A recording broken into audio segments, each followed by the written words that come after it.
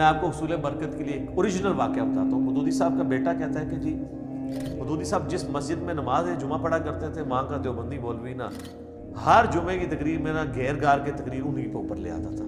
जिस तरह मुझे भी इस तकलीफ से गुजरना पड़ता है, मैं प्रैक्टिकली गुजरूँ, बाकी ऐसे ही होता है। मुझे मौलवी देख लेते तो वो तकरीर का रुख बदल लेते हैं। और कहते हैं मदूदी साहब पहली साहब में बैठ के तकरीर सुनते रहते थे। कभी उन्होंने ना उनके माथे पे कभी तेवरी आई, ना कभी गुस्सा आया, ना भी कुछ। कहते हैं एक दिन तो उसने कहा कि ये जो बैठा है ना ये सर किड्डा जिगरा।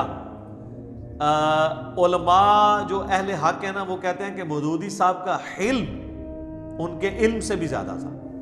इल्म तो सर संभाला नहीं जा रहा।